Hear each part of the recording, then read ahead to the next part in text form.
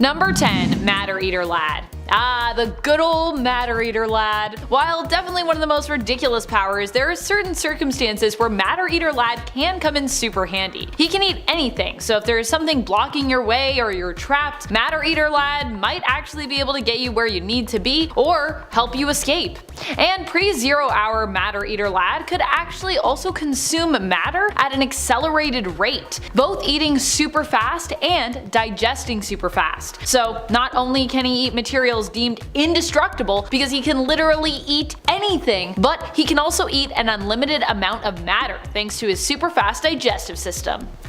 And friends, before we move on to our next spot on this list, if you love what we do here at Top 10 Nerd and you love superheroes that kind of have, are deemed useless and have fun, weird powers, be sure to let us know by giving this video a thumbs up. Number 9. Bailey Hoskins. Bailey Hoskins is another hero who really is quite useless, but happens to have one extremely useful superpower, at least in the right circumstance. It was extremely useful the one time he was able to use it. Bailey Hoskins is a mutant who hails from another reality, appearing only in the comic X-Men Worst X-Man Ever. In case you were wondering, Bailey is the one who is, considered the worst X-Man ever. His power causes him to self-destruct, but because using it would kill him, it's really never expected that he'll use it. Ergo, the most useless X-Man ever. However, that being said, because no one expects him to ever use it, Riches ends up being easily defeated by Bailey when he does decide to use his powers on him to end Rich's fascist reign. Bailey of course has to sacrifice himself to do this, but seeing this as probably his best shot at making his life meaningful and actually getting to be a hero for once, Bailey decides to take it. And while he doesn't live to tell the tale, he does successfully save the day.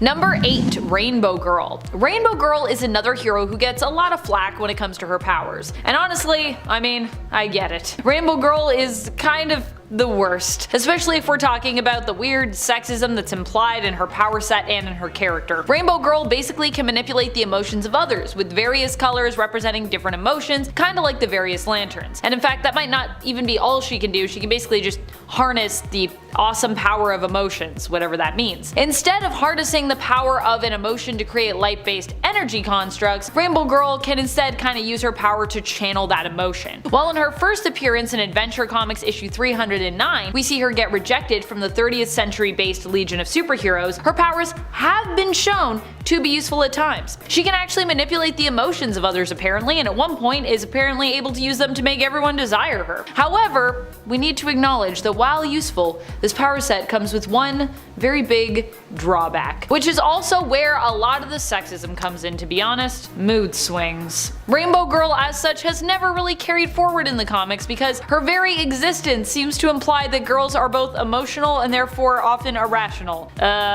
Yikes. That being said, I feel like the idea of utilizing the power of the emotional spectrum is super cool. That's also kind of why we have, lanterns. If it weren't for the execution here, this could be a cool character. Take away some of the weird implications created by her character and her power set, and seeing someone like Rainbow Girl team up with various lanterns while not really belonging to any corps herself, it could be a cool time. If she was just, not the way she was. We need to fix some things, but I do think the idea of emotions as power is really cool. Number 7. Sandman. I love Wesley Dodds, and this might be a hot take, but while I would say Dodds did quite a bit of good as the Sandman of the 1940s, as we later learn, kind of filling in for Dream, although this was likely unbeknownst to many who were called upon by the universe to do so during Dream's imprisonment, as Sandman, Dodds would use his intellect to craft equipment and create chemicals to use in combat that would render his enemies unconscious. Hence his name, because like the mythical Sandman, Dodds' Sandman would also, put you to sleep. However, without the power of his prophetic dreams, Dodds also wouldn't really be a superhero at all. It was this power that gave him purpose and motivated him to become the Sandman. So I would say it was so useful that it actually took a rather ordinary fellow and made him into something more extraordinary. Of course, that being said, Wesley Dodds I believe also served in the military, so he was a hero in that way, but he wasn't a superhero until he became Sandman.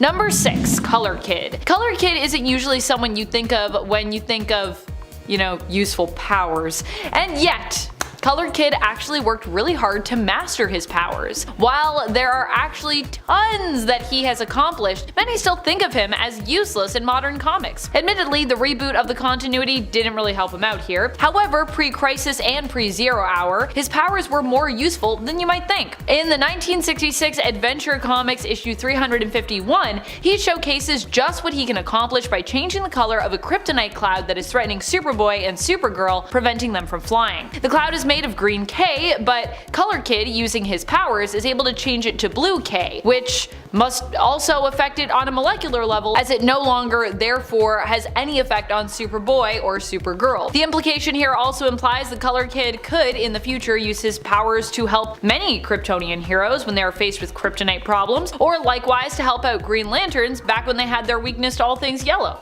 So he could be actually really useful. Number 5. Jubilee. When most people think of Jubilee, they think of the 90s X-Men animated series, I imagine. Here, Jubilation Lee was introduced to us as a bratty young mall rat teen who had run away from home and whom the X-Men came across and then decided to take in. One of the first times we see her use her powers, she accidentally destroys an arcade game in the show. But in reality, Jubilee in the animated series really only runs away from home because her foster parents sick a sentinel on her, causing Jubilee to run away for her own safety. And while she does totally destroy that arcade game, she is also young and her powers have just manifested, and she's probably feeling, you know, a bit stressed because she has no home and she has to live in a mall. Jubilee's powers in the comics would develop to a point that they were considered to be not just useful, but even some of the most powerful abilities that we've possibly seen, with Emma Frost once stating that Jubilee had the potential to cause explosions at a subatomic level. In other words, Jubilee's powers could make her as useful or as destructive as multiple nuclear power sources or weapons. That's crazy. Number 4. Starman. For this point, we are talking about Ted Knight's Starman. I would argue that Ted Knight is kinda useless in the sense that he doesn't really have superpowers per se, but what he is good at doing is inventing stuff. He's a scientist, and he's a really good scientist, which makes him a powerful ally to other heroes. He also has used this equipment himself to be a hero, hence the name Starman, but really I would say his genius intellect is simply more valuable than his own superheroic nature. Not knocking Ted and his accomplishments, and I wouldn't call him useless per se, although that is the name of the list, but he doesn't have any natural superpowers, and I think he's been more useful in recent years acting as a mentor for younger heroes, namely Star Spangled Kid, Stargirl, and of course his own son Jack, also known as Starman, who all ended up using his inventions as tools to give them powers. Stargirl herself is known for her use of both Ted's Cosmic Converter Belt and Cosmic Staff. Also, Ted Knight is no longer Starman in the Prime continuity, which could also act as a point against him. Although to be fair to Ted, I think I personally prefer him as Starman to Will Payton's Starman, but yes. Also, you know, Ted got old, so that's kind of part of how life goes. He retired. Number 3. Cipher. Cipher I'd like to rank a little bit higher up on this list because calling him useless feels kind of ridiculous in modern times. By the way, the parameters for my ranking here is I kind of tried to rank the people that, you know, people see as useless but who are actually secretly like really OP as higher, so I hope that makes sense. I also feel like people calling Cipher useless is kind of mean. It's hard for me to genuinely call really anyone useless, to be honest, whether they be fictional or real world. Okay, honestly, some real world people are kinda useless, but in a fictional world, I can imagine, at least, that no one really is. I can imagine that, so just let me have it. However, Cipher is still one of those characters that people attribute as being useless, and so for that reason, we're gonna count him on this list. But of course, his powers actually happen to be some of the most useful, especially when we consider that they also apply to Cipher being able to communicate with technology and using his ability to understand and communicate in all languages to become skilled in the language of fighting, which, yeah, that's a language apparently. A physical language, get it? Except that he was once again proven to be somewhat useless during the Otherworld tournament when Magic trained him because, well, he wasn't very good at fighting there for some reason. Which kinda contradicts the other stuff that I know, but hey. Number 2. Dazzler. Dazzler is another one of my all-time favorite superheroes. And of course she's on a useless superhero list. I like to put my favorites on lists like this because it makes me feel better about calling them useless because I know they're my favorites, so I feel like I can kinda do that. While she might seem useless to some with her power over light, which she usually prefers to use from a performance standpoint to create dazzling light effects for her concerts and stage performances, her powers are actually insane. Although I'm still kinda confused about her powers because she can turn sound into light, which does that mean that her concerts, is there sound playing? Can you still hear it? I still have questions about that. I don't know if that's been answered. If it has been answered and I missed it somewhere, please let me know in the comments. It's more that Dazzler isn't as often drawn to heroics that makes her a sometimes useless superhero. Though I will say, although she has in general preferred to try and resist the call of heroism whenever she is thrown into a mission or a scrap, she actually performs pretty admirably. And as we've learned, Alison Blair's powers are also impressive, with her power limits even being still somewhat questioned and defined in the comics in modern day in terms of just how great they are. She's got a lot of potential. Never forget that even Galactus acknowledged how powerful Daz could be when he made her one of his heralds for a short time. In fact, he probably wouldn't have actually even released her if Daz herself hadn't requested to be free of the obligation. She was kind of the one that was like, look, like,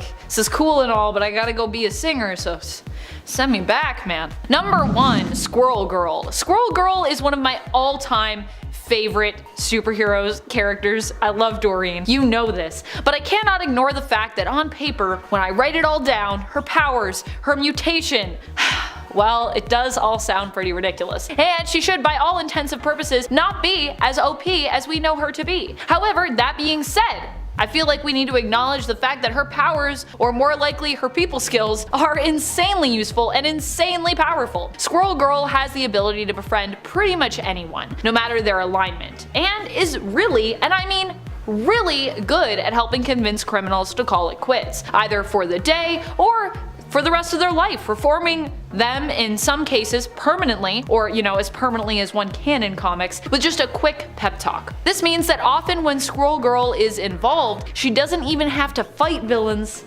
to stop them. And even in the cases where she has had to fight, she has fared, in most cases, surprisingly well. So while she might seem useless, is she really? I feel like if I was picking the name for this list in terms of its title, that's really what I would call it. I would call it superheroes who seem useless but are really super powerful. So that's the true title of the list to me, in my interpretation, in my heart. Number 10. Sideways. Sideways hails from DC Comics. He was introduced to be part of a new wave of original characters that DC wanted to make mainstays. Sadly, many of these characters did not end up enduring and kind of were forgotten, but that doesn't mean that they weren't cool, and that doesn't mean that we shouldn't try to remember them, because they were cool. Maybe we should have done more with them. Sideways' powers allowed him to create rifts in midair, ripping holes into space-time that he could use to teleport through. In other words, he had the ability to teleport not just through space, but also through dimensions. Pretty neat. However, he didn't have the best handle on his powers, and therefore had difficulty controlling these rifts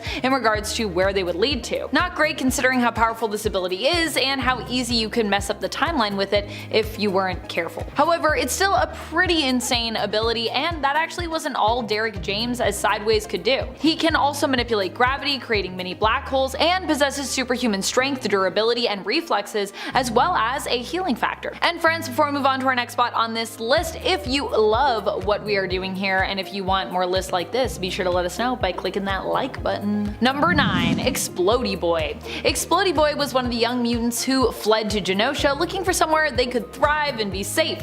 However, it didn't work out too well for those mutants when Genosha was targeted by Cassandra Nova's wild sentinels, decimating the island and killing many of its inhabitants in one of the worst mutant tragedies ever. Explodey Boy was one of the mutants who perished in this attack. He has since been returned to life on Krakoa, where he was resurrected, but a zombie version of him also temporarily returned to life during the Empire event as seen in the X-Men miniseries tie-in. His powers allow him to make things explode, known as phragokinesis, but they were not enough to protect him when the attack on Genosha happened. However, his powers did come in handy when the original, now zombified version of the character chose to sacrifice himself, blowing up to protect the life his resurrected self now had on Krakoa, which sounded all in all pretty good to him. Number 8. Trinary. Trinary is one of those mutants who is actually super useful in the right environment and on the right mission, but not every mission is going to be her strong suit. She isn't as well rounded as others because her powers are really specific. Trinary is a technopath, which is actually, I think, one of my favorite mutations out there. As a technopath, she can communicate with technology and make technology do her bidding. Although more recently in the X-Corp miniseries, which I really wish had become an ongoing series, it was so good, her powers were actually less depicted as blatant control and more depicted as Trinary kind of just asking computers and technology to work with her, and then them acquiescing because they either like her or respect her, or a combination of both. This is interesting to me, especially when you consider mutant kind's current relationship with technology and AI, like Sentinels and Nimrod. Trinary as a technopath is not known for being exceptionally good at fighting or anything like that, and could be considered kinda squishy, unless of course she is going up against anything tech-based or happens to have tech around her which she can use to defend herself, and then she's pretty powerful. So, like I said, not powerful in some ways, powerful in other ways. Number 7. Stone Boy. Stone Boy is from DC Comics, first appearing in Adventure Comics in issue number 306 back in 1963. His power set is extremely useful as it renders him extremely strong and durable, but unfortunately, he's also kinda useless because while extremely strong and durable in his stone form, he's also immobile, or at least for a very long time was only ever really immobile. This is because while in his stone form, he was technically asleep. That's right. His alien race possesses this stone form because on their planet, the nights are actually half a year long. Their stone form is therefore used as a kind of suspended animation or stasis throughout these very, very long nights. However, Stone Boy would later find a way to be awake while in his stone form, which allowed him to become mobile in the future. Still though, what a weird but interesting power and origin. Number 6. Anarchist. Anarchist is an interesting one. He has powers that allow him to produce acid sweat. He was a part of the team originally known as X-Force before being renamed to X-Statix. This is the mutant reality TV team who films all their exploits and interactions for the purpose of basically entertainment. Now the reason I decided to go with Anarchist as opposed to Zeitgeist is because I feel like Anarchist's powers are more useful as it's easier to make yourself sweat as opposed to, make yourself throw up. However, in either case, you'd probably want to be well hydrated when using either of these abilities. Anarchist can build up sweat and use it to generate energy, which he disperses in acidic blasts. Anarchist recently was resurrected on Krakoa after dying a while ago in a final fight with his fellow X-Statix teammates. Number 5. Starboy. Starboy was originally known to be quite powerful back in the pre-Zero Hour days, at least. An alien, he seemed to gain powers from being caught in a comet's tail. They allowed him to manipulate the density of objects and people by drawing on power from stars and using their pull to alter the gravitational pull of others. For a time, he also had additional powers that made him as powerful as Superman, possessing superhuman durability, strength, flight, and even his own electric vision. However, over time these faded and Tom Kalor would grow up to become the future Starman. As Starman, it was revealed that Tom suffered from schizophrenia and that when he wasn't acting as a hero, he was actually living in a sanitarium and had to take medication for his condition to keep it under control. His powers are useful, but he used to be much more powerful when his power set was more akin to Superman. So. Number 4. Karma. Karma probably is one of the most useful powers of all of these people on the list, and that's why she's so high up, but otherwise, she's pretty squishy. Such is the case with a lot of the more psychic or psionically inclined superheroes. In fact, I was watching some Star Trek lately, TNG, aka The Next Generation, and I was just thinking a similar thing about Donna Troy, who also struggles from being, sometimes super useful and sometimes not so useful depending on the scenario. I guess that's kind of a different issue, but she's also kind of squishy. You know how Donna Troy can be. She's like, I sense a presence and I know exactly what these people are thinking or feeling. Or she'll be like, I don't sense anything. It's great. Karma is a telepath, but not a super powerful one. She can read minds, thoughts, and feelings, but only to a certain level or degree. However, she also has the power to control minds, and in this telepathic ability, she generally tends to excel. So while she is squishy and not particularly gifted at reading minds, she can just take control over her enemies. There have been shown to be some restrictions on this power though. A younger Karma would struggle sometimes to maintain control for an extended period, although at other times Karma has also been shown to be able to take control of multiple minds at once. Although I do believe she can only pilot one person at a time, at least that used to be a thing, even while in possession of multiple minds, which is kind of also a drawback. Number 3. Fury. Although really we aren't quite talking about Fury, at least not one of the other versions of this character, but instead focusing on the version of her that is mainly known as Lita Hall. This version of the character seems to have moved past her origin as Wonder Woman's daughter following the events of Crisis on Infinite Earths, where everything kind of got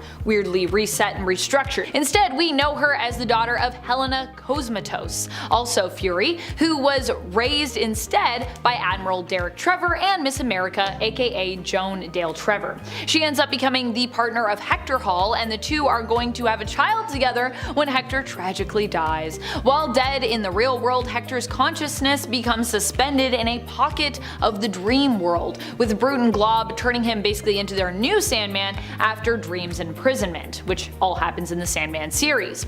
Lita is visited by Hector in her dreams and eventually chooses to stay with him there, but their child ends up being claimed by the Dream Lord upon his return. He forces Hector's spirit to move on and then explains that one day he will actually come for Lita's child, who actually belongs to the Dreaming. Despite her Amazonian-like abilities, Lita can be seen as kinda useless, as she doesn't really act as a hero in Neil Gaiman's Sandman series, and instead attempts to pursue a normal life with her son. That is until her son goes missing, and then she kind of just becomes unhinged. And she also, even before that, kinda is compromised somewhat in the sense that she gets insane anxiety when it comes to being separated from her son at any moment because, of course, of Dream's threat to one day come and claim him. Number 2. Destiny. Is Destiny a hero? Well, I mean, lately, I'd say, in a weird way, she kinda is. She is one of the few people who was able to stop Moira McTaggart from killing off a mutant kind, destroying them from the inside out. She's also been one of the few who was able to stand against Mr. Sinister in his many attempts to take control. However, ultimately, Destiny isn't winning that fight because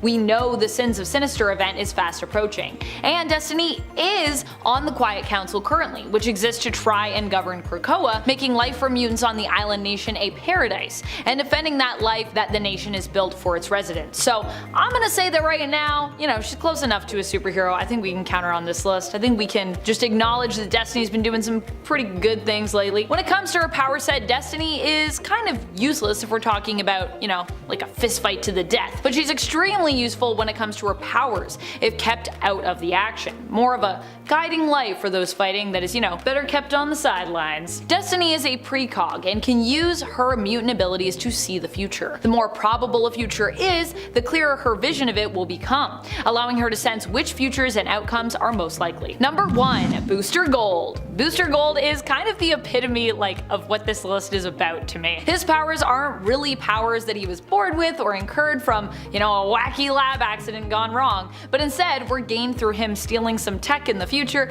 which is where he's from, and using it to travel to the past. Their booster used his tech as well as his knowledge from the future to try and become a hero, and well, he succeeded. Hooray! However, Booster isn't always the best at heroics. Case in point, the time he tried to give a gift to Batman and Catwoman in honor of their wedding. His gift was to travel back in time and prevent Bruce's parents from dying, but in doing so, this actually prevented Bruce and Selena from ever getting together, and it also caused a lot of other problems. So yeah, he's got some really amazing powers, but sometimes he isn't so great at using them super wisely. But that's part of the charm of Booster Gold as well. Powerful superheroes have abilities that can create or even destroy worlds, but that doesn't mean that they're all necessarily the hero you'd want watching your back in a fistfight. Some of you might not even think of this character as powerful, and if you are one of those who don't believe me that Egg is powerful, consider this. He is one of the Five. The Five are a supremely powerful group that allowed the mutants in Marvel Comics to gain control over life and death. Yeah, but at the end of the day, Fabio Medina's part in this, his mutant power,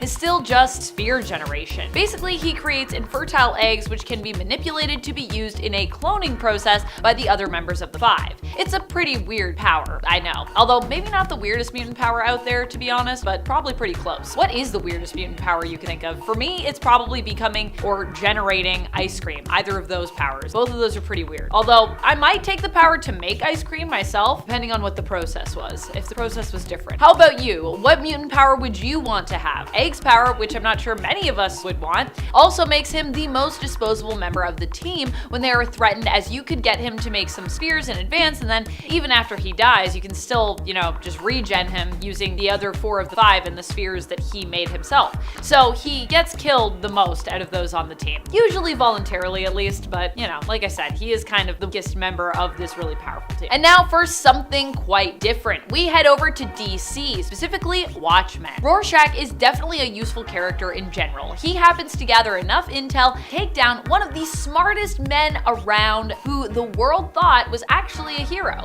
Adrian Veidt, aka Ozymandias, by exposing him as the villain that he actually is. Or is he? Well, I mean, I guess that depends really on your opinion. In Watchmen, I'd say no one is truly like a stereotypical superhero, at least, you know, not by our atypical standards. When we think of like superheroes like Superman or Wonder Woman, these are supremely flawed characters instead, which is kind of the whole point, I think, of Watchmen, as Watchmen is more of a commentary on like the superhero genre, rather than something that was ever really truly intended to like belong to that genre. But I digress. Regardless of how you feel about Rorschach's actions in terms of them being right or wrong, or Adrian's actions in terms of them being right or wrong, Rorschach does manage to defeat Veidt eventually by exposing his actions. But at the same time, he doesn't have superpowers himself. He's just kind of an obsessive and likely crazy man. Although he would eventually accomplish his task, he doesn't live to see it carried out, as he is easily killed by Dr. Manhattan when he threatens to confess the truth of Veidt's involvement in the attack on New York through the world. And even then, it does end up coming to light, but it also takes a while before that revelation happens. If we're talking a pure fist fight, Professor X should probably not be your go-to, unless you happen to be on the astral plane, or he happens to be in a body or form where he actually has use of his legs and can, you know, fight a little bit better. For most of his appearances, though, in the comics, he's usually without the ability to like stand up and fight. He's usually confined to his chair, unless of course he is armed with a Shi'ar exosuit. But even then, for some reason, I've always imagined the Shi'ar exosuit to move extremely slowly because it just looks so bulky in the comics. It was like that's what I imagine in my mind. I don't know if that's how it moves. It's a comic, so it's hard for me to see it moving, but yeah. Professor X, while not known for being a skilled physical combatant, actually has the training to be. So, fun fact, Professor X is actually really good at fighting, but he's just not usually as capable when it comes to his fighting prowess, which is also why he's actually pretty good at fighting on the astral plane. But then again, this is also a character whose Ultimate Universe version was defeated by stairs, and that's not me trying to be rude, that's literally the comic. That's what it says. That being said, Charles doesn't really need to be good in a fight, because he could always just like stop you from fighting him altogether by wiping your memory, changing your memory, or just making you go brain dead. But that also hasn't always worked out in his favor as a tactic, to be honest. Onslaught, I'm looking at you. This next one is going to be controversial. I know some people are going to be mad with me for this one, so before you, well, actually me,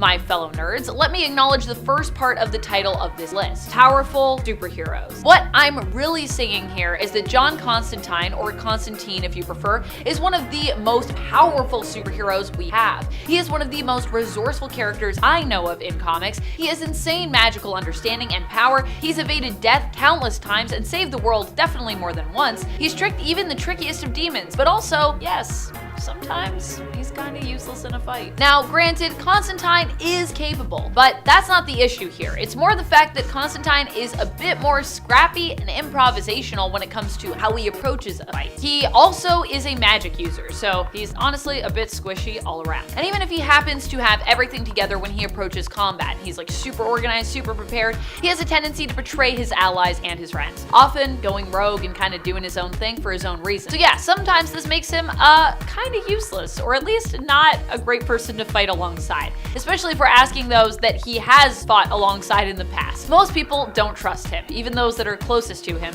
and honestly, kind of for a good reason. Coming up, someone you might not expect to make our cut, it is Wonder Man. Okay, so Wonder Man is actually really, really powerful, and honestly, we don't talk about him enough on the channel, which is why I'm both excited to include him here, and also a little disappointed in myself for doing so. And that is because I am about to call him useless, so sorry, Wonder Man. However, this is simply restricted to a certain time in his career where Wonder Man actually preferred to be a pacifist. So while powerful at that point in his superhero career, because he's always really powerful, be pretty useless in a fight because he just didn't want to fight, so haha. While some have disagreed with me on Constantine, I think this one is a pretty universal pick from DC Comics. Detective Chimp is actually a pretty impressive hero, to be real with you. He is considered to be one of the world's greatest detectives, with his skills even rivaling that of Batman. He is supremely intelligent, but Bobo Marvo also isn't especially skilled in combat, and he often tends to be inebriated, which makes him not particularly well suited to a fight when he does end up in one. He's incredibly smart, but also often kind of a mess, which is why he makes my cut. Continuing on with another hero who I often feel gets overlooked, despite how powerful he truly is, we have Cipher. Look, I love Cipher, but at the end of the day, he's just not the best fighter. Even though I think people forgot that he was at one point the best fighter, because he used to be able to understand fighting as though it were a language, because that's his mutant power, and of course using that logic, he should actually be an incredible dancer as well. Is Doug an incredible dancer? Has this ever been confirmed in canon? If you're a mega New Mutants fan or a mega just Doug Ramsey fan and you know, let me know, because I need to know about this. And if this isn't a thing yet in canon, I am asking Marvel to make it so. Let it be known. Someone at Marvel on this, please make this happen. If you're watching this, Marvel, anyone from Marvel, please help a Doug fan out. I know some of you watch. I know some of you do. So yes, in theory, he actually should be a good fighter. But during the Otherworld tournament in Ten of Swords, it seems like this aspect of his powers was dropped, changed, or just straight up forgotten. Doug was back to pretty much square one fighting when training with magic. Really though, I don't hate that change because Cipher is already powerful enough without being a master of physical combat. I don't think he needs it. He can communicate with technology, understand any language, and it's this power set that made him an essential part of Krakoa. Seriously, without him, Krakoa would have actually never been able to happen for the mutants. He was the only one who could communicate with the sentient mutant island. Why he's gone now, probably. As with Wonder Man having power doesn't necessarily mean you always want to use it, or even in some cases, best know how to utilize it, perhaps. This is something our next hero encapsulates, whose interests usually lie elsewhere when it comes to just how he approaches and deals with conflict. Despite being a new god, which you'd think would make him OP, and in fact, honestly it should, Mr. Miracle isn't often known for his fighting prowess. New gods are extremely powerful, godlike aliens. Darkseid is one of them, and Mr. Miracle is one too. But often, Scott-Free just prefers to escape than take someone on in a fight. It's more this preference that makes him not particularly great at fighting. He could stand and fight if he had to, but he'd usually just rather escape because of kind of his whole thing. It makes sense when you consider his wife also being Big Barda is usually with him, and she's the one who's more skilled in combat, having once belonged to Darkseid's elite guard team of female Furies. So she's just trained in combat, she's super buff, and when you observe that Mr. Miracle also grew up hoping and planning his potential escape from the planet Apocalypse for most of his life, I mean, it kind of makes sense. This is how and why he became a master escape artist, basically, which is usually what he's more known for and what he does, despite his super strength, his durability, and sheer immortality that he gets from being a new god. I don't think I have to say too much about this next one. Destiny is a powerful precog. She can see into the future, and often her visions are quite accurate. The more likely something is to happen, the more clear it will become to her. However, she doesn't have super strength. She doesn't have combat experience or training per se, and she is legally blind, so she probably isn't the best person to pick when it comes to like just a straight up fist fight. That being said, she's still an insanely powerful character, regardless of whether or not she'd win a round of fisticuffs. Like Professor X, you know what I mean? These people don't even need that. Also, she has her wife Mystique to aid her in that kind of battle. So really, Destiny is super OP, but just maybe not like punching stuff. And finally, the one I don't think anyone guessed would be on here, just because I don't think a lot of people think about this character, it's King of Cities. King of Cities is Jack Hawksmoor. When inside a massive city, he is supremely powerful. While in a city, he can communicate with that city, get it to do his bidding, and the city also bolsters his powers. He can see anything a window has seen, gazing into the past literally through it. He telepathically communicates with buildings. His senses are enhanced, he doesn't need to, and he has amazing survival instincts while in a city. He's just built to survive in cities. However, if he finds himself outside of a city, he becomes extremely weak, and in some cases can even die. So fight him in a city, he's seemingly unstoppable. Fight him outside of a city, and a mild breeze would probably just be enough to defeat him. You just stand there and he just fall over.